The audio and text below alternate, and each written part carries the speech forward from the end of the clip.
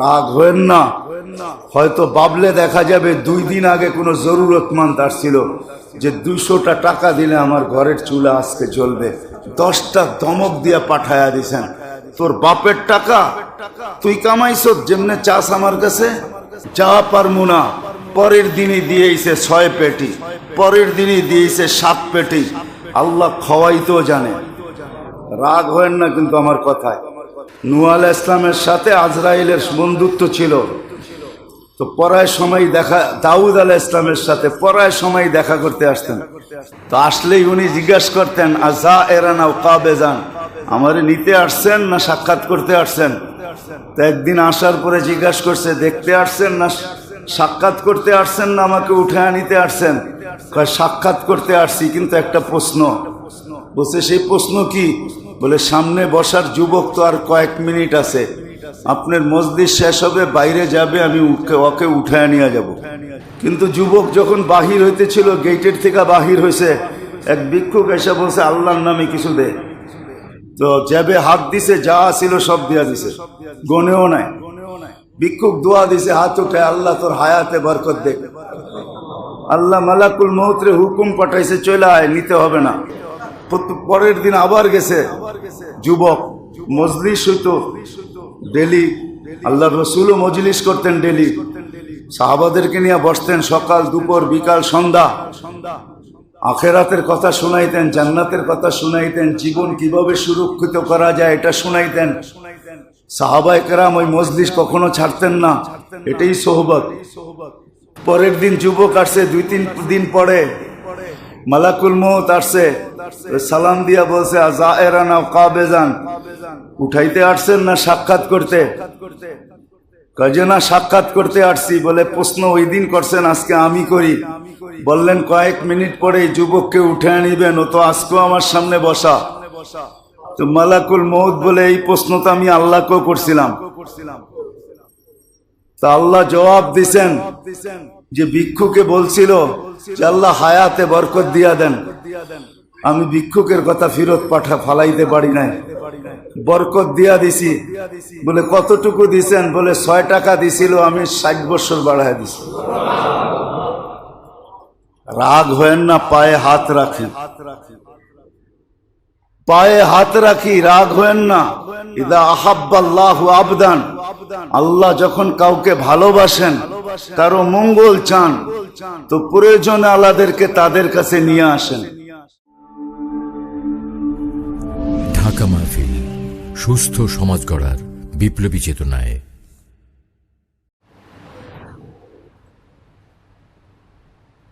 যদিও জীবনটা হেফাজত করা, সুরক্ষিত করা, এটাই সবচেয়ে বড় উদ্দেশ্য। শত উদ্দেশ্যের ভিতরে এটাও একটা উদ্দেশ্য, বরং সবচেয়ে বড় উদ্দেশ্য হল প্রত্যেক ব্যক্তি সাধ্য অনুযায়ী, কারণ আল্লাহ নিজের ইচ্ছা মতো চান না। মানুষ মানুষের কাছে নিজের ইচ্ছা মতোই চায়। সমর্থ আছে কি নাই এটা মানুষ খুব কমই দেখে। মানুষ নিজের ইচ্ছা মতো চায়, পছন্দ মতো চায়, রুচি সম্মত চায়, যেটা ভালো লাগে ওটাই চায়। কিন্তু আল্লাহ রব্বে করিম বিদায়, দয়ালু বিদায়, আল্লাহর চেয়ে বড় দয়ালু তো কেউ নাই। আল্লাহ দয়ালু বিদায় মানুষের কাছে ইচ্ছা মতো চান না, পছন্দ মতো চান না, বরং বান্দা যতটুকু ক্ষমতা রাখে, সাধ্য রাখে, তার যতটুকু অ্যাবিলিটি আছে, যতটুকু সামর্থ্য আছে, অতটুকুই বান্দার কাছে চান। কিন্তু এই চাওয়াটা একটা নিয়ম পদ্ধতি অনুযায়ী চান। বান্দা সাধ্য মতে করবে, সাধ্যের বাহিরে করবে না। তাহলে এই কথা আল্লাহ কোনোদিন ঘোষণা দিতেন না, লা ইউকাল্লিফুল্লাহু নাফসান ইল্লা উসআহা। আল্লাহ সুস্পষ্ট ঘোষণা দিয়েছেন, তোমার সাধ্য অনুযায়ী তুমি করো, যতটুক তোমার অ্যাবিলিটি আছে, যতটুকু তোমার সমর্থনে, যতটুকু তোমার শক্তিতে কুলায় অতটুকুই করো। এই জন্য বোঝা গেল যে সবচেয়ে বড় উদ্দেশ্য এই ছোট্ট জীবনটাকে সুরক্ষিত করা। কেননা আমাদের সকলের লক্ষ্যবস্তু হাজারো আজকে বানায় চলতে পারি। প্রত্যেক ব্যক্তির জীবনের একটা লক্ষ্যবস্তু থাকে, আর একটা থাকে না, অনেকগুলাই থাকে। এক একটা লক্ষ্যবস্তু পুরা হয়, আরেকটা লক্ষ্যবস্তু সামনে আসে, এটাকে অস্বীকার করা যাবে না। দিন যায়, সপ্তাহ যায়, মাস যায়, বৎসর যায়, আমাদের লক্ষ্যবস্তু পরিবর্তন হতে থাকে। কিন্তু আসলে সবচেয়ে বড় লক্ষ্যবস্তু কিন্তু আমাদের আখিরাত। মৃত্যুর দিকে সবাই আমরা ধাবিত হইতেছি। মৃত্যুর উপকরণ দিন দিন নতুন নতুন আসতেছে, কেননা মৃত্যু কোনো কারণ ছাড়া হবে না। আর চিরাচরিত কারণগুলা বিলুপ্ত হয়ে নতুন নতুন মৃত্যুর কারণ আসতেছে। করোনাও একটা নতুন কারণ, আবার এটার বিভিন্ন ধরনও এক একটা নতুন কারণ। এরকম এরকম কারণ আসতেছে যেটা মানুষের ব্রেনকে জিরুর নিচে নামায়া দিতেছে, মানুষকে পরেশান করে দিতেছে। এই জন্য আল্লাহ বুঝাইতে চাইতেছে যে তোমাদের লক্ষ্যবস্তু, যদিও আমরা শত বানায় রাখছি, হাজারো বানায় রাখছি, এক একজন এক এক লক্ষ্যবস্তুর দিকে দৌড়াইতেছি। চাকরিজীবী ভাবে মালিক কি করে হব, মালিক ভাবে যে আরো বড় প্রতিষ্ঠান কি করে তৈরি হয়। এরকম লক্ষ্যবস্তু চেঞ্জ হইতেছে। চাকরিজীবী ভাবে যে কি করে প্রমোশন হবে। লক্ষ্যবস্তু কিন্তু আমাদের একটা না, দৈনন্দিন চেঞ্জ হতে থাকে। কিন্তু আসলে সবচেয়ে বড় লক্ষ্যবস্তু যেটা আমাদের, সেটা হলো মৌত বা আখিরাত আমাদের সবচেয়ে বড় লক্ষ্যবস্তু। এটা ব্রেন থেকে সরায়া দিলে চলবে না। যে সরায়া দিবে সেই হারায়া যাবে। সেই নারী সরায়া দেখ, পুরুষ সরায়া দেখ, যুবক বৃদ্ধ, যেই মাথার থেকে এটা সরাবে সেই হারায়া যাবে। আবারও বলতেছি, ওই লক্ষ্যবস্তুর দিকে পৌঁছার উপকরণ ভিন্ন ভিন্ন, নতুন নতুন আসতেছে, নিত্য নতুন আসতেছে, আরো আসবে। হাদিসে এটারই ইঙ্গিত আছে। এরকম এরকম উপকরণ আসবে যে মানুষকে ভাবার সময়ও দিবে না, ভাবতে ভাবতে 2-4 কোটি চলে যাবে। এই জন্য লক্ষ্যবস্তুর দিকে পৌঁছার উপকরণ কিন্তু দিন দিন চেঞ্জ হইতেছে। বিবেকমান বুদ্ধিমানের এটা ভাবা উচিত যে উপকরণ চেঞ্জ হইতেছে, আসল লক্ষ্যবস্তুর দিকে আল্লাহ আমাদেরকে কনভার্ট করার জন্য, ওই দিকে আমাদের সবকিছুকে ফিরায় দেওয়ার জন্য, আমাদেরকে বাবানের জন্য, আমাদেরকে চিন্তায় নিমজ্জিত করার জন্য, চিন্তিত করার জন্য আল্লাহ কিন্তু এগুলা চেঞ্জ করতেছে। আর এটাও সত্য, এটা আজকে নতুন নয়, এটা পূর্ব ঘোষিত। মালাকুল মউত যখন বলছেন যে আল্লাহ আমি তো নিয়ে আসব, কিন্তু মানুষ তো সারাদিন আমাকে নিয়ে আলোচনা করবে, কেউ কেউ গালিও বানায় দিবে। এই জন্য দুনিয়াতে সম্প্রদায় আছে যারা মালাকুল মউতকে গালি দেয়। আল্লাহ নিজেই বলছেন সাআজালু লিল মউতি সাবাবা, আমি মৃত্যুর উপকরণ বানায় দিব। মানুষ কারণ নিয়ে আলোচনা করবে, তোমার নাম কেউ নিবে না। এখন ডেল্টা ভেরিয়েন্ট বলেন আর ওমিক্রন বলেন, এগুলা কিন্তু মৃত্যুর উপকরণ। এগুলা নিয়ে আলোচনা হইতেছে, মালাকুল মউতের নাম কেউ নেয় না, এটাই সত্য। বিদায় লক্ষ্যবস্তু যখন কবর আর আখেরাত, সময়টাও কার হাতে কতটুকু আছে কারো জানা নাই। এটা জানার ক্ষমতা আল্লাহ কাউকে দেন নাই। এখন আর আগের মতো থার্মোমিটার মুখের ভিতরে নিতে হয় না, বগলের তলে চাইপা ধরতে হয় না। এখন তো জ্বর মাপার জন্য আধুনিক মেশিন চলে আসছে। মসজিদ আলারা গেটে এমন জায়গায় লাগায় রাখবে আপনি জানবেনও না, দূরে বসে মনিটরিং করতে থাকবে যে তাপমাত্রা আপনার কতটুকু, কম না বেশি। যদি বেশি হয় তাহলে দরজায় দাঁড়া করায় দিবে। দুনিয়া উন্নত হয়েছে বটে, কিন্তু কার বয়স কতটুকু আছে এরকম মেশিন এখনো আসে না। যে মুখের ভিতরে কেন পেটের ভিতরে ঢুকায় দিল বইলা দিবে যে বয়স এতটুকু বাকি আছে, এতটুকু শেষ হয়ে গেছে। কতটুকু গেল এটা তো জানা আছে আমাদের প্রত্যেকেরই, কিন্তু কতটুকু বাকি আছে কারো জানা নেই। বিদা হাদিসের কথাই সত্য, আল কাইয়িসু মান দানা নাফসা ওয়া আমিলা লিমা বাদাল মাউত। বুদ্ধিমান ওই ব্যক্তি যে সকাল দুপুর বিকাল রাত সন্ধ্যা রাত্র দেখে না, 24 ঘন্টা আখিরাতের প্রস্তুতি করতে থাকে। আর যে দোল পিটায়া করতে হয় এমনও না, আখিরাতের প্রস্তুতি চুপে চুপেও করা যায়, কাউকে না জানায়ও করা যায়, মনে মনেও করা যায়। ইয়ালামু খাইনাতাল আয়ুনি ওয়া মা তুখফিস সুদূর। মনে মনে কি বলতেছি, কি করতেছি, কি ভাবতেছি এটাও আল্লাহ জানেন। না আমাদের দিলের উপরও সিসি ক্যামেরা বসানো আছে, যেটার মনিটরিং স্বয়ং আল্লাহ করতেছে। আল্লাহ দেখতেছেন বান্দা কিরকম। এই জন্য আগেও বলছি, এখনো বলি, বাঁচার কোনো সুযোগ আল্লাহ রাখেন নাই। মানুষ বলে না ফাঁকি দিব, ফাঁকি দেওয়ার কোনো সুযোগ আল্লাহ রাখেন নাই। কিরামান কাতিবিন ইয়ালামুনা মা তাফআলুন।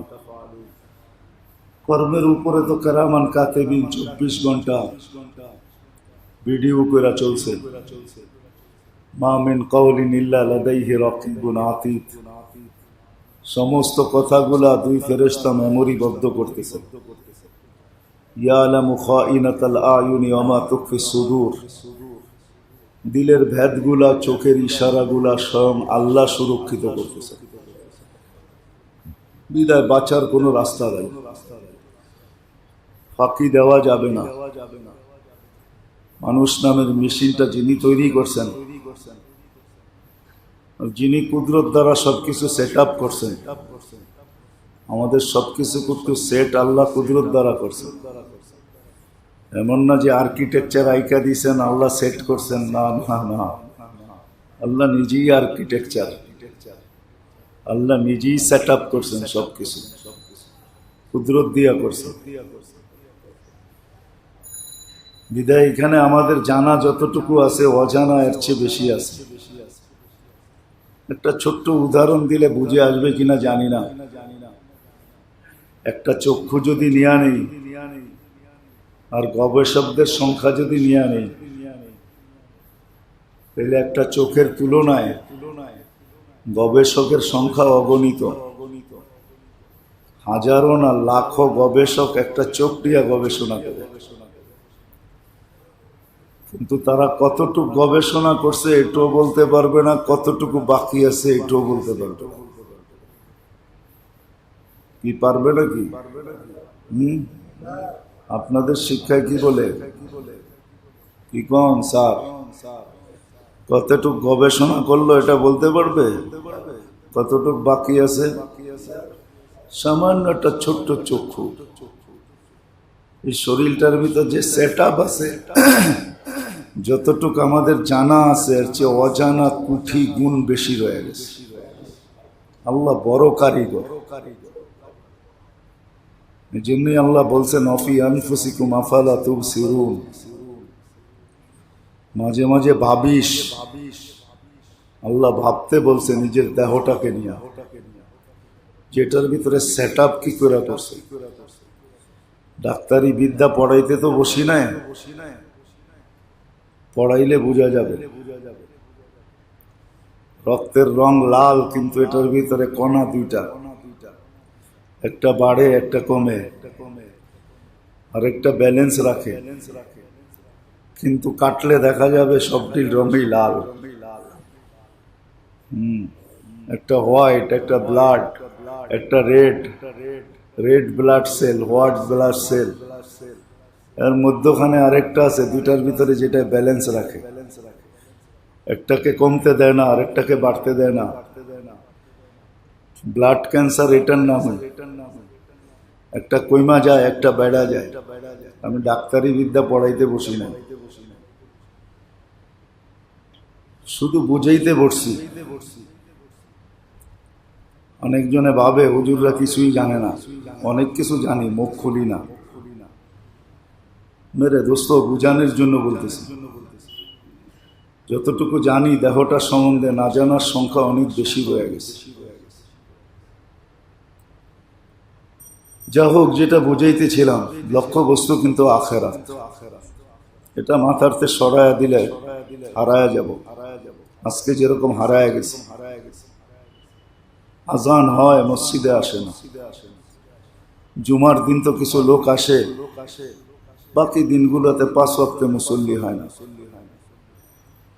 ঘরের ভিতরে বসে টেলিভিশন দেখতে থাকে, আল্লাহ ডাকে তারপরও মসজিদে আসে না। অথচ বৈশা থেকে কতটুকু লস হইলো এটাও ভাবে না, আসলে কতটুকু লাভ হইতো এটাও চিন্তা করে না, যে আসলে লাভ কতটুকু হইতো, কি আমার মিলতো। রাগ হয়েন না, কোনো রাজনীতি আলাপ না। দুনিয়ার পদস্থ লোকদের, দুনিয়াওয়ালাদের সান্নিধ্য পাওয়ার জন্য কত মানুষ পিস পিস ঘুরতে থাকে, আর আল্লাহ সম্মানের মালা নিয়ে ডেইলি 5 ওয়াক্ত ডাকতে থাকে।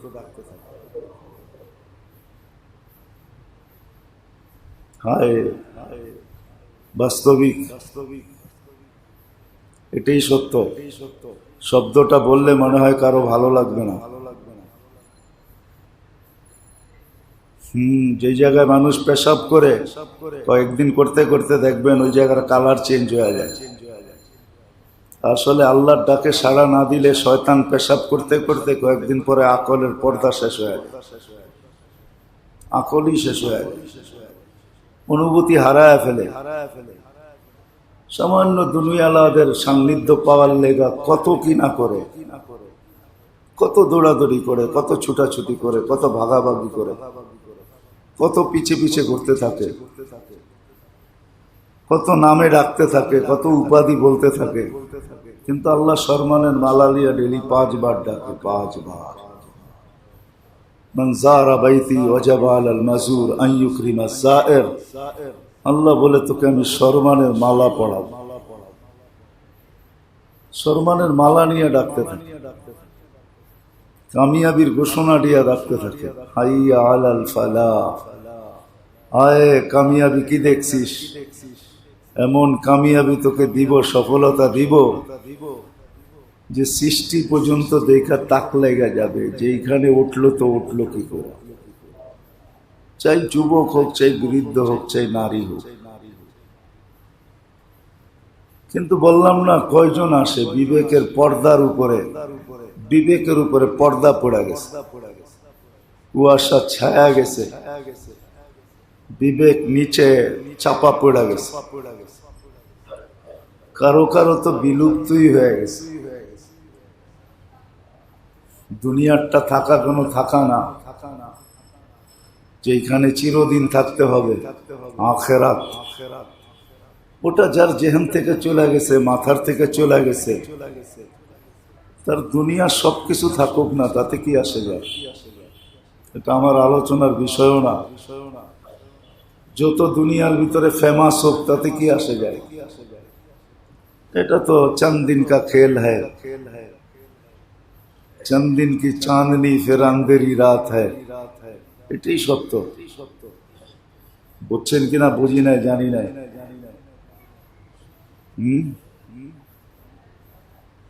चंद दिन की चांदनी फिर अंधेरी रात है। চন্দ্র আলো নিয়ে আসে না, অন্ধকারও নিয়ে আসে। এটাই সত্য। দুনিয়া ফেমাস হলি কি হবে? চন্দ দিন কা খেল হ্যায়, অল্প কয়েকদিনের খেলা। सोने चांदी की चमक सिर्फ देखने की बात है, चंद दिन की चांदनी फिर अंधेरी रात है। যে লেখছে খুব লেখছে, মনীষীদের কলম এইভাবেই ওঠে। এই জন্য উদ্দেশ্য, সবচেয়ে বড় উদ্দেশ্য ছোট্ট জীবনটাকে সুরক্ষিত করা, হেফাজত করা, এটাকে কাজে লাগানো, সাধ্য অনুযায়ী লাগানো, সাধ্যের বাহিরে না। এটাও বলে দিচ্ছেন লা রহবানিয়াতা ফিল ইসলাম, ইসলামে বৈরাগ্যতা নাই, ওয়ালা সাইরুরাতা ফিল ইসলাম। শুধু বলেন না, উপমা দিয়া বুঝাইছেন। তিন সাহাবী তিন অঙ্গীকার করছেন, আল্লাহ রসুল আড়াল থেকে শুনতেছিলেন। কেউ বলছে কোনোদিন ঘুমাবো না, সারা রাত্রে ইবাদত করবো। কেউ বলছে সারা বছর রোজা রাখবো, আর কোনোদিন রোজা ছাড়বো না, 12 মাস রোজায় কাটায় দেব। আর একজন বলছে বিয়ে শাদী কোনোদিন করবো না। আড়াল থেকে বাহির হয়ে বলছে তিনজনের একজনও ঠিক না, এটা আমার শিক্ষা না। তো সাধ্য অনুযায়ী বৈরাগ্যতাও নাই, সব কিছু ত্যাগ করেও নাই, সুরক্ষিত করার পদ্ধতি শিখাইছে। এই জন্য এটাকে শিখা চাই। শিক্ষার জন্য দুইটা জিনিস লাগে, একটা পরিবেশ লাগে আর একটা সোহবত লাগে। পরিবেশে লাগে, পরিবেশও যেতে হয়। পরিবেশ ছাড়া শেখা যায় না। যদি পরিবেশের দরকার না হইতো তাহলে সরকার এত টেকনিক্যাল স্কুল খুলতেন না। হাজারো টেকনিক্যাল লাইনের স্কুল খোলা আছে, ওটা হলো পরিবেশ। হাজারো টেকনিক্যাল লাইনের স্কুল খোলা আছে, বিভিন্ন বিষয়ে টেকনিক্যাল পরিবেশ দেওয়া আছে। ওই পরিবেশে যেতে হয়। সোহবত লাগে, সোহবত। পরিবেশ লাগবে, আরেকটা সোহবত লাগবে। শুধু শুধু কোরআন বলে নাই কুনু মা সাদিকিন। পরিবেশ, সোহবতে থেকো, নেককারদের সাথে থেকো।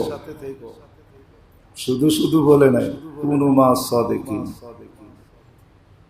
যারা নেককার তাদের সাথে থেকো, তাদের সংস্পর্শে থেকো। হ্যাঁ, বাতাস যদিও একজনের করার উদ্দেশ্য হয়, এখন তো হাত পাখার যুগ চলে গেছে। আগে মেহমান আসলে হাত পাখা নিয়ে দৌড়াইতো। বাতাস করা উদ্দেশ্য একজনকে হয়, কিন্তু আশেপাশে যারা বসে থাকে সবার গায়ে লাগে। সোহবত এরকম জিনিস, নেককারদের সাথে যারা থাকে ওদের সবার গায়ে লাগে। জানি না উপমা বোঝা আসছে কি আসে নাই। এই জন্য হুকুম দিছে কুনু মা সাদিকিন, নেককারদের সাথে থেকো। আবার নেককারেরও সলিউশন দিছেন, সংজ্ঞা দিছেন। নেককার কারা? ওদের সাথে থেকো, যাদেরকে দেখলে আল্লাহ মনে হয় ওরাই নেককার। আল্লাহর কথা মনে হয়, আল্লাহ মনে হয়, ওরাই নেককার। ওদের সাথে থাকো, ওদের সঙ্গে থাকো। সোহবতের কথা বলছেন, পরিবেশের কথা বলছেন। পরিবেশ মানুষকে ভালো বানায়, খারাপও বানায়। এই জন্য প্রবাদ বাক্য বাংলায়ও লিখতে বাধ্য হয়েছেন, সৎ সঙ্গে স্বর্গবাস, অসৎ সঙ্গে সর্বনাশ। যে লেখছে সে অনেক ভাবার পরে লেখছে। কুরআন হাদিস ঘাইটা তারপরে ছন্দ বানাইছে। এই ছন্দগুলা ফালায়া দেওয়ার মতো না, বরং সোনার কালি দিয়া লেখার মতো। সৎ সঙ্গে স্বর্গবাস, অসৎ সঙ্গে সর্বনাশ। অসৎসঙ্গ বড় খারাপ, সৎসঙ্গ সব বড় ভালো। এই জন্য আবারও পিছিয়ে চলে যায়। এই ছোট্ট জীবনটা সুরক্ষিত করা, এটাই আমাদের মকসুদ, উদ্দেশ্যের ভিতরে সবচেয়ে বড় উদ্দেশ্য, ছোট্ট জীবনটাকে সুরক্ষিত করা, এটাকে হেফাজত করা। কিন্তু সত্য হেফাজত ওই ব্যক্তি করতে পারবে যার মাথায় আখেরাত আছে, যার চোখের সামনে কবর আছে, যে কবরকে স্মরণ রাখবে, আখেরাত নিয়ে ভাববে, এই চিন্তা করবে যে যেই কোনো মুহূর্ত চলে যেতে পারে। এটাও সত্য, বাঁচাটা কঠিন, যাওয়াটা সহজ। বলে না মৃত্যু স্বাভাবিক, বেঁচে থাকাটা অস্বাভাবিক। মৃত্যুটাই এখন স্বাভাবিক, বেঁচে থাকাটা কিন্তু অস্বাভাবিক। মৃত্যুটা সহজ, স্বাভাবিক। এটা যার মাথায় থাকবে সে প্রস্তুতি নিতে পারবে। আর আল্লাহ চানো আমরা প্রস্তুতি নিয়ে যাই। নাহলে যেই আল্লাহ আকাশকে হুকুম দিয়ে দাঁড় করায় রাখতে পারেন, ওই আল্লাহ আমাদেরকে এত বুঝাইতে হয় না। তারপরে এই শব্দটা বলতে বাধ্য, তারপরও কেন বুঝি না, আফালা তাকিলুন, তারপরও কেন ভাবি না, আফালা তাতাফাক্কারুন। কোরআনের শব্দ দিতেছি আমি, যে আল্লাহ হুকুম দিয়ে আকাশ দাঁড় করায় রাখতে পারে, সূর্যের মতো একটা ভারী ওজনদার, আমাদের দুনিয়া থেকে 13 লক্ষ গুণ বড়, এটা তো তুলা দিয়া বানান না আল্লাহ।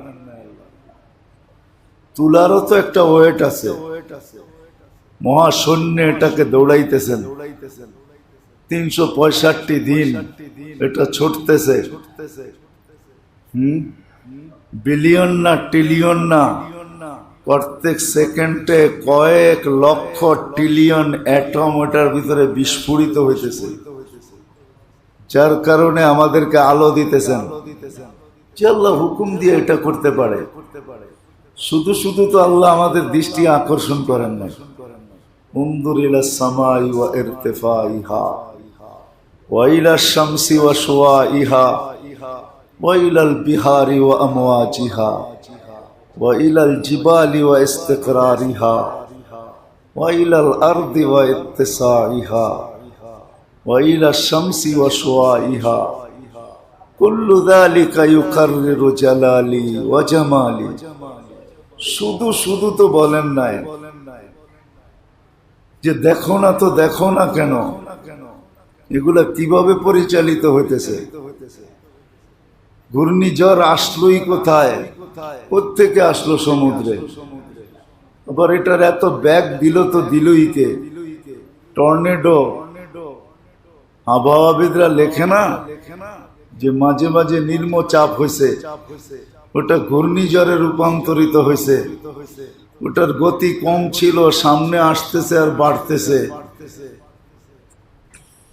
কে ওর গাড়ির ভিতরে যেরকম ব্রেক থাকে, আর একটু মনে থাকে পাশে, যেটাকে কি বলে অ্যাক্সেলেটার। এই ঘূর্ণিঝড়ের অ্যাক্সেলেটারে চাপ দেয় কে, যে ও গতি বাড়ায়। কে ওর অ্যাক্সেলেটারে চাপ দিল, যে ও গতি বাড়ায় দিল। কে ওর ব্রেকে চাপ দিল, যে গতি বেশি ছিল এখন কমা গেল। কে এটার ভিতরে অ্যাক্সেলেটার লাগাইলো, কে এর ভিতরে ব্রেক লাগাইলো। যে আল্লাহ এটা পারে, ওই আল্লাহ আপনাকে আমাকে বাধ্য করতে পারে না? কেন বুঝাইতে যাবে? হায় মেরে দোস্ত, রাগ হয়েন না। কেন বাধ্য করতেছে, কেন বাধ্য করে না? যুবকেরও ভাবা উচিত যে আমার যৌবনের সামনে কি আল্লাহ পরাস্ত? না টাকাওয়ালার বাবা উচিত যে টাকার সামনে আল্লাহ পরাস্ত? না সম্পত্তি আল্লাহর বাবা উচিত না যে আমার সম্পত্তির সামনে কি আল্লাহ পরাস্ত? না রূপসীর রূপের সামনে আল্লাহ পরাস্ত? না ক্ষমতা আল্লাহর ক্ষমতার সামনে আল্লাহ পরাস্ত? আল্লাহ কারো সামনে পরাস্ত না, আল্লাহ বুঝাইতে চাইতেছেন, বাধ্য করতে চাইতেছেন। বাধ্য তো মাঝে মাঝে করে আল্লাহ, কিন্তু বলি কুয়াশা বেশি তো এই জন্য বাধ্য করাটা বোঝা যায় না। ওটাকে একটা শব্দ দিয়ে উড়াইয়া দিই, প্রাকৃতিক। প্রাকৃতিক দুর্যোগ হিসাবে আমরা বইলা উড়াইয়া দিই, নাহলে আল্লাহ মাঝে মাঝে বুঝায়।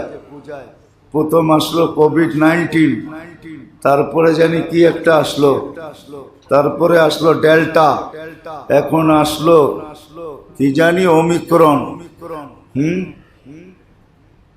কতদিন পরে ওমিক্রনের পরে আবার ওমিডন আসেনি, দেখেন। ওমিডন চিনেন? চিনেন তো না ওমিডন? চিনেন? চিনেন না? ট্যাবলেট আছে একটা ওমিডন, বমি লেখায়। তারপরে আবার কত কিছু আসে, ওমি দিয়া অনেক ট্যাবলেট আছে, গ্যাস্ট্রিকেরও আছে, লিভারেরও আছে। সবগুলা যদি একের পর এক আসা শুরু করে, আল্লাহ মাঝে মাঝে বুঝায় আমাদের, নাইলে আল্লাহকে বুঝাইতে হয় না।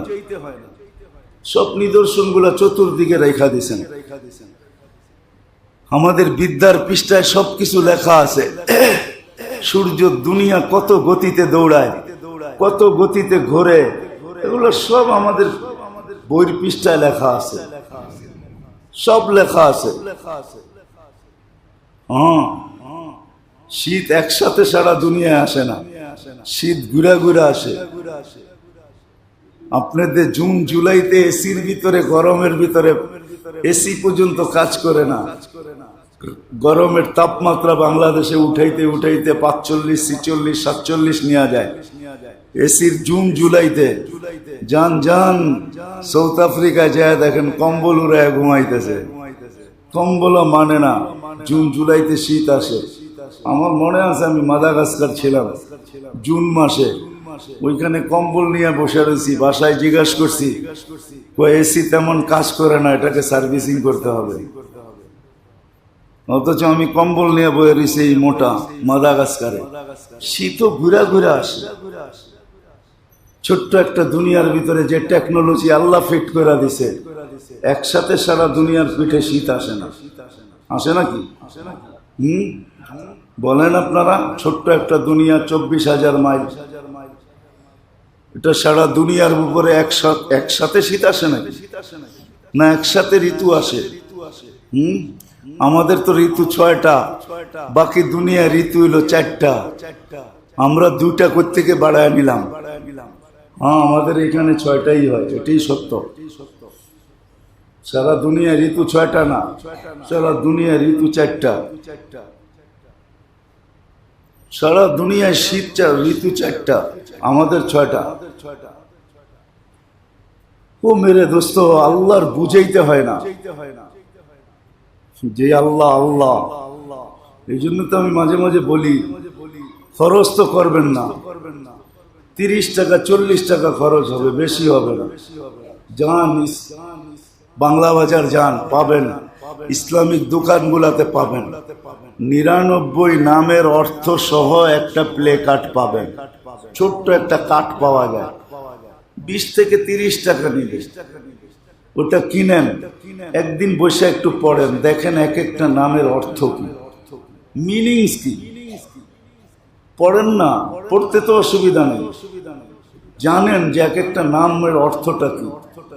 রহমানের অর্থ কি, রহিমের অর্থ কি, মালিকের অর্থ কি, কুদ্দুসের অর্থ কি, সালামের অর্থ কি, মুমিনের অর্থ কি, মুহাইমিনের অর্থ কি, আজিজের অর্থ কি, জব্বারের অর্থ কি, মুতাকাব্বিরের অর্থ কি, খালেকের অর্থ কি, বারীর অর্থ কি, মুসাব্বিরুল গফফারুল কহারুল ওয়াহাবুর রাসাকুল ফাত্তাহুল আলিমুল কাবিদুল বাসিতুল খাফিদুর রাফিউল মুইজ্জুল মুযিল্লুস সামিউল বাসীরুল হাকামুল আদলুল লতীফুল খবীরুল হালিমুল আযীমুল গফুরুশ শাকুরুল আলিয়ুল কবীরুল হাফিজুল মুকীতুল হাসিবুল জলিলুল كريم الرقيب المجيب الواسع الحكيم الودود المجيد الباعث الشهيد الحق الوكيل القوي المتين الولي الحميد الموصي المبدي المعيد المحيي المميت الحي القيوم الواجد الماجد الواحد الأحد الصمد القادر المقتدر المقدم المؤخر الأول والآخر الظاهر والباطن الوالي المتوالي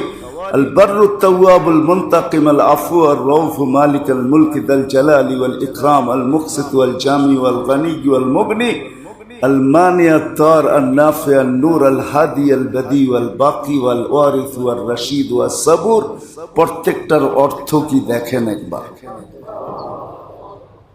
দেখেন ওই আল্লাহর বাধ্য করতে হয় না ওই আল্লাহর বুঝাইতে হয় না আমি তো বলি একটা শব্দ দিয়া সব অস্তিত্বে আনছেন একটা শব্দ দিয়া সেই শব্দটা কোরআনে উল্লেখ আছে আল্লাহ কোন বলছে ফাখান হইতে বলছে হয়ে গেছে যেমন বলছে যেমন চাইছে শুধু এক শব্দ দিয়া সব অস্তিত্বে নিয়ে আসছে আপনি ভাবতেছেন আপনার এলাকার আধিপত্যতা দেখা আল্লাহ ভয় পায়া গেছে এই জন্য আপনাকে কিচ্ছু বলে না তাই না যুবক ভাবছে যৌবন দেখা আল্লাহ কাইপা গেছে টাকাওয়ালা ভাবছে টাকা দেখা আল্লাহ ভীতু হয়ে গেছে এক একজনে এক একটা ভাইবা যে আল্লাহ আমাকে বাধ্য করে না কেন বাধ্য মাঝে মাঝে করে যান যান যান হাসপাতাল গুলা মাঝে মাঝে যায় সারা রাত্র ছটফট করছে আর এক মেশিনের থেকে আরেক মেশিনে নিয়া সকাল বেলা 5 লাখ 6 লাখ খাওয়ানো বোঝেন তো কিছু ডাকায়া শব্দ কই যাতে বুঝে আসে 5 লাখ 6 লাখ খাওয়ায়া 6-7 পেটি লয়া তারপরে রিপোর্ট দিয়া দিছে কিচ্ছু হয় নাই ফুড পয়জন হয়েছিল কিচ্ছু হয় নাই গ্যাস ফর্ম করছিল কিচ্ছু হয় নাই গ্যাস হয়েছে নিয়ে যান ট্যাবলেট দিয়া দিছি খাইলে ভালো হয়ে যাবে সারা রাত্র ছটপট করাইছে নিজেও ছটপট করছে জান মনে হয় বাইরে যায় পুরা ফ্যামিলি দৌড়াইছে আর ওরা মেশিনের পরে মেশিনে নিছে সকালবেলা লম্বা চোতা ধরায়া দিয়া 7 লাখ টাকা রাইখা ছেড়া দিছে চাহ রাগ হয়েন না হয়তো বাবলে দেখা যাবে 2 দিন আগে কোনো জরুরতমন্দ আসছিল যে 200টা টাকা দিলে আমার ঘরের চুলা আজকে জ্বলবে 10টা ধমক দিয়ে পাঠায়া দিছেন তোর বাপের টাকা তুই কামাইছো যেমনে চাস আমার কাছে যা পারমু না পরের দিনই দিয়েছে 6 পেটি পরের দিনই দিয়েছে 7 পেটি আল্লাহ খাওয়াইতেও জানে রাগ হয়েন না কিন্তু আমার কথায় নূহ আলাইহিস সালামের সাথে আজরাইলের বন্ধুত্ব ছিল তো পরায় সময় দেখা দাউদ আলাইহিস সালামের সাথে পরায় সময় দেখা করতে আসতেন তো আসলেই উনি জিজ্ঞাসা করতেন আযায়েরান আও কাবেজান আমারে নিতে আসছেন না সাক্ষাৎ করতে আসছেন তো একদিন আসার পরে জিজ্ঞাসা করছে দেখতে আসছেন না সাক্ষাৎ করতে আসছেন না আমাকে উঠায় নিতে আসছেন কয় সাক্ষাৎ করতে আসছি কিন্তু একটা প্রশ্ন বলছে সেই প্রশ্ন কি বলে সামনে বসার যুবক তো আর কয়েক মিনিট আছে আপনার মজলিস শেষ হবে বাইরে যাবে আমি ওকে উঠায় নিয়ে যাব কিন্তু যুবক যখন বাহির হইতেছিল গেটের থেকে বাহির হয়েছে এক ভিক্ষুক এসে বলছে আল্লাহর নামে কিছু দে তো জেবে হাত দিছে যা ছিল সব দিয়া দিছে গনেও নাই ভিক্ষুক দোয়া দিছে হাত উঠে আল্লাহ তোর হায়াতে বরকত দে আল্লাহ মালাকুল মউতরে হুকুম পাঠাইছে চলে আয় নিতে হবে না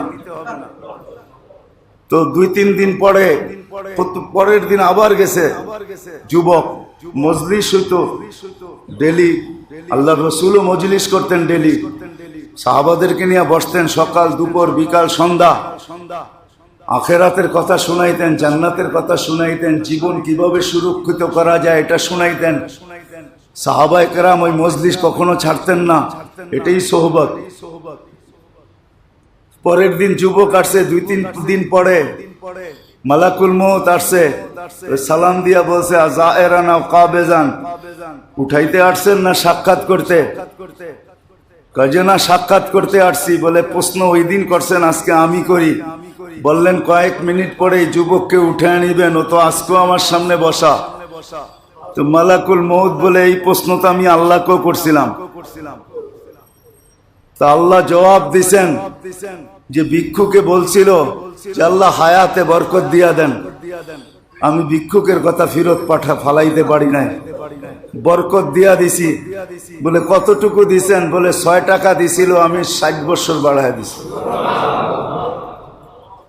রাগ হয়েন না, পায়ে হাত রাখি, পায়ে হাত রাখি, রাগ হয়েন না। ইদা আহাব্বাল্লাহু আবদান, আল্লাহ যখন কাউকে ভালোবাসেন, কারো মঙ্গল চান, তো প্রয়োজনে আল্লাহদেরকে তাদের কাছে নিয়ে আসেন, নিয়ে এসে পরীক্ষা করেন। প্রয়োজন আল্লাহকে আপনার কাছে নিয়ে যাবে, দেখবে আপনি করেনটা কি।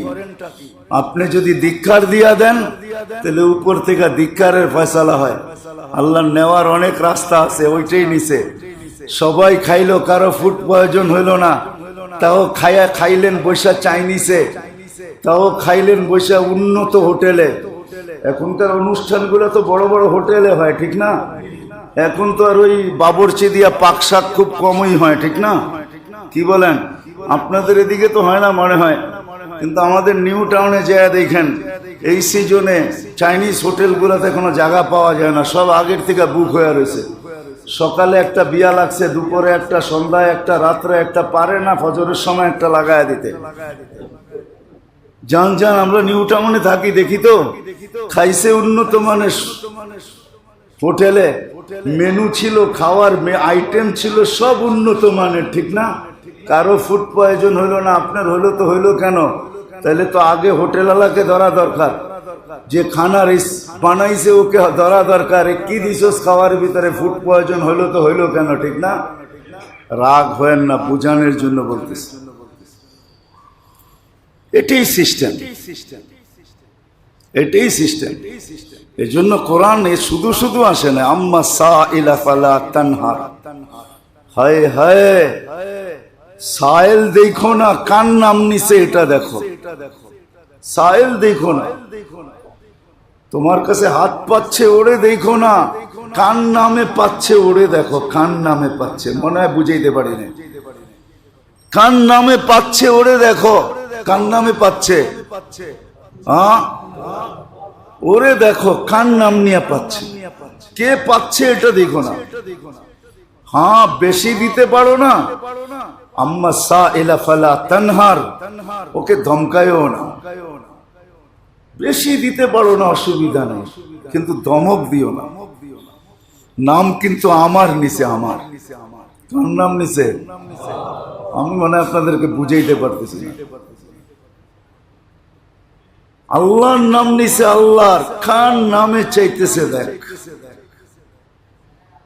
কার নামের। আল্লাহর নামের ইজ্জত যে করবে, হায় হায়, জ্যান্ত লোকটাকে তো উঠায় আনা যাবে না, কিন্তু ওই কাহিনী শুনছে বহুত মানুষ আছে, তাদেরকে এখানে আনা যাবে। হাফেজ হুজুর রহমতুল্লাহ আলাইহি বলতেন যে আল্লাহ আমাকে এখানে উঠাইছে মনে হয় একদিনের কারণে, যে মাটিতে বিসমিল্লাহ পড়া ছিল, তা আমি উঠায়া চুমা দিয়া পরিষ্কার কইরা আতর লাগায়া বলে এটা বুকে রেখা দিছিলাম, যে আল্লাহর নাম মাটিতে পড়া আছে। হায় হায় হায়। হাফেজ হুজুর বলেন এই কথায় মনে হয় আল্লাহ আমাকে ওইখানে উঠায়া দিছেন।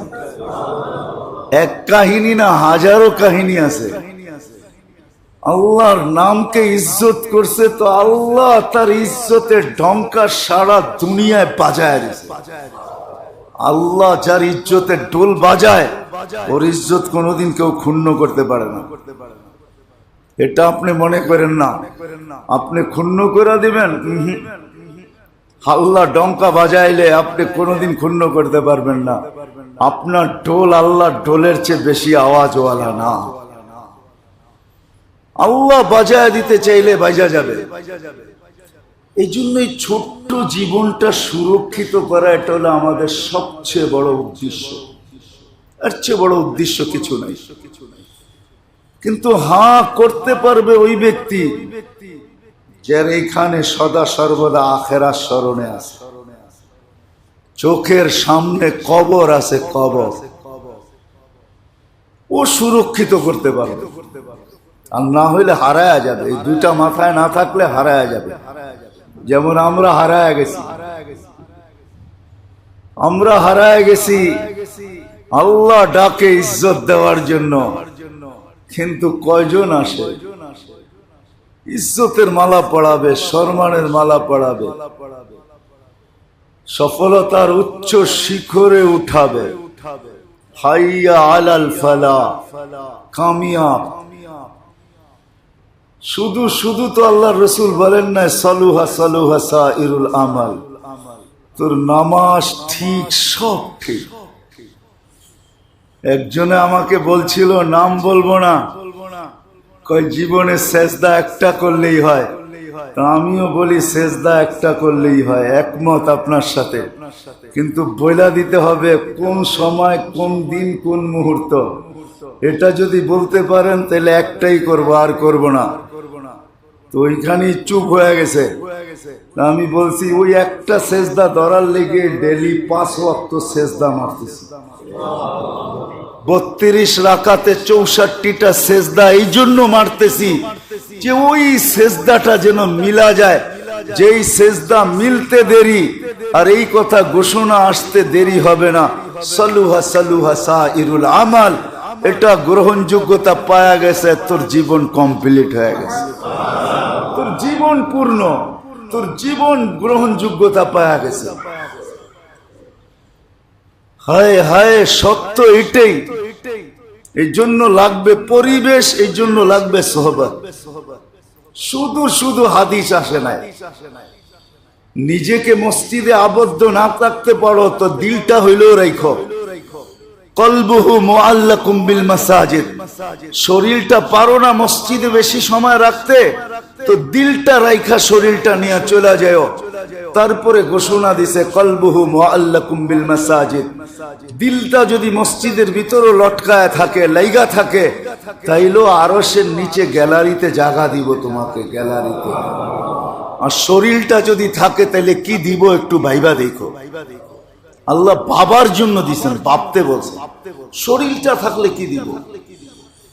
এই জন্যই আল্লাহ রাসূল বলছেন, আল্লাহ বলছেন ইন্নামা ইয়ামুরু মাসাজিদাল্লাহি মান আমান, ওরাই মসজিদে বেশি বেশি সময় থাকে যাদের এইখানে আখেরাত আছে, চোখের সামনে কবর আছে, ওরাই মসজিদে বেশি বেশি সময় থাকে।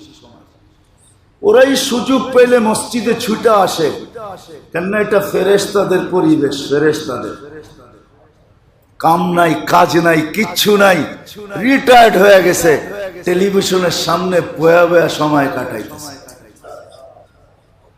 দোকানে বয়া বয়া, বাহিরে বয়া বয়া সময় কাটাইতেছে। আবার যুক্তি দেয়, একটু গল্প সল্প করলে ভাল লাগে। আল্লাহ বলছে আলা বিযিকরিল্লাহি তাতমাইন্নুল কুলুব, হায় দিলকে ভালো লাগা জিকির দিয়া অভ্যাস করো, এক সময় আসবে। অভ্যাস করছি গল্প স্বল্প, তো এখন গল্প স্বল্প দিয়ে দিল ভাল লাগে। একটু দোকান সুকানে বসলে দিল ভাল লাগে, একটু লোকালয়ে ঘুরলে ফিরলে দিল ভাল লাগে, টেলিভিশনের সামনে বসলে একটু দিলটা ভাল লাগে। যদি কসম খোদার অভ্যাস করতাম জিকিরের, তো আল্লাহ নিজে বলতেছে আলা আলা বিযিকরিল্লাহি তাতমাইন্নুল কুলুব, আরে দিল ভরবে জিকির দিয়া, মজা লাগবে জিকির দিয়া, ভালো লাগবে জিকির দিয়া। এমন ভালো লাগা লাগবে তখন তুমি বলবে হায় দুনিয়াওয়ালারা আছে তো আছে কোথায়, আইনা আবনা আল মুলুক, দুনিয়াওয়ালারা কোথায় আছে? আমাকে তো মেরে দোস্ত দেখাইতে হবে না। আমি যদিও ছোট মসজিদের ভিতরে থাকি, গত জুমায় বলছি না, নতুন মানুষ খুঁজতে গেলে কয়েকবার তওয়াফ করতে হয়, আমাকে বুঝাইতে হবে না। আমি তো দুনিয়ার ওই হোটেল চিনি, চোখে দেখছি, যেটা রিল্যাক্স হওয়ার জন্য মানুষ যায়, রিল্যাক্স হওয়ার জন্য। তাও ফ্রান্সের মতো জায়গা প্যারিসে, যেই যুগে আমি দেখছি ওই যুগে 1600 ইউরো ছিল, 1600 ইউরো পার ডে। জানি না এখন কত ইউরো হয়েছে। আমি তো 2008 আর 2012, 6-7 কথা বলতেছি। 2008 আর 2011 কথা বলতেছি। আমি 2 বার গেছি ফ্রান্সে। আমি তো ওই যুগের কথা বলতেছি। আমাকে চিনাইতে হবে না যে দুনিয়ায় কোথায় কি হয় না না হয়, এগুলো সব ঘুরতে ঘুরতে শেষ। এখন বলে বাহিরে বসলে হায় হায় হায়, জিকিরে দিলের মজা আসে। আলা বিযিকরিল্লাহি তাতমাইন্নুল কুলুব। অভ্যাস হয় না তো, এই জন্য জিকির মজা লাগে না। যখন অভ্যাস হয়ে যাবে, অভ্যাস করতে করতে শুধু মশলা দিয়া দিলেই মজা হয় না, অনেকক্ষণ লাড়তে হয়, অনেকক্ষণ লাড়তে হয়। শুধু লাড়লেই হয় না, নিচে আবার আগুনও থাকতে হয়। আবার শুধু আগুন থাকলেই হয় না, আবার হাতটাও ওরকম আলাই হইতে হয়, ঠিক না? সব হাতে তরকারির মজা একরকম হয় না। বহুত হাত এরকম আছে মশলা লাগে না, হাত ধুইয়া পানি দিয়া দিলি হয়ে যায়। ঘরের পুরুষরাও বলে তোর মশলা লাগে না, তোর হাতে জানি আল্লাহ কি জোশ দিয়া দিছে, তুই হাত দিয়া পানি দিয়া দিলেও মজা হয়ে যায়, ঠিক না? সিস্টেম বহুত আছে, কেমনে বুঝাবো আপনাদের? একদিনে জিকিরে মজা আসবে না, অভ্যাস করতে করতে করতে করতে একদিন যখন মজা আসবে, তখন এই কথাই সত্য হবে, বাহির হস না কেন? যে আপনারে ঢুকতে দেয় না, ও আমারে বাহির হইতে দেয় না। যে আপনারে ঢুকতে দেয় নাই, ও আমারে বাহির হইতে দেয় না। যে আপনাকে ঢুকতে দেয় না, ও আমাকে বাহির হইতে দেয় না, এটাই সত্য হবে। তখন জিকিরে ঢুকতে ঢুকবে আর বাহির হইতে চাবে না, মজা লাগবে, মজা চলে আসবে। এই জন্য জীবনটা সুরক্ষিত করা হলো সবচেয়ে বড় মাকসাদ, উদ্দেশ্য। ও করতে পারবে যার চোখের সামনে কবর, এইখানে বারবার সিগন্যাল দিতেছে আখেরাত আখেরাত আখেরাত আখেরাত, বারবার ঘড়ির ঘন্টার মতো। কিছু ঘড়ি পাওয়া যায় প্রতি আধা ঘন্টা পর পর সিগন্যাল দেয়, কিছু ঘড়ি পাওয়া যায় 1 ঘন্টা পর পর সিগন্যাল দেয়। ঠিক এইখানে যার এই ঘড়ি ফিট আছে, যে প্রতি মুহূর্তে তাকে সিগন্যাল দেয় আখেরাত আখেরাত আখেরাত। চোখের সামনে কবর ভাসতে থাকে, কবর কবর কবর। ও বুঝবে উদ্দেশ্য সবচেয়ে বড় কোনটা। সুরক্ষিত করার পদ্ধতি আল্লাহ দিয়া দিছেন দুইটা, একটা হলো পরিবেশ, আর একটা হলো আল্লাহ ওয়ালাদের সোহবত, নেককারদের সোহবত, নেক পরিবেশ। আর নেক পরিবেশের ভিতরে সবচেয়ে বড় পরিবেশ হলো মসজিদের পরিবেশ। এর চেয়ে বড় নেক কোন পরিবেশ আল্লাহ বানান না। যদি হইতো তাহলে এই পরিবেশের খবর আনতে জিবরিল আলাইহিস সালামকে এত দূর আগে যাওয়ার অনুমতি আল্লাহ কোনোদিন দিতেন না। প্রতিদিন আল্লাহ যেখানে যায় ওইখান পর্যন্তই রাখতেন। এই খবর যেদিন নিয়ে আসতেছিলেন, ওই দিন আল্লাহ বলছেন আরো আগে চলে আসো, তোমাকে আরো আগে আসার অনুমতি আজকে দিলাম, আর কোনোদিন দিব না।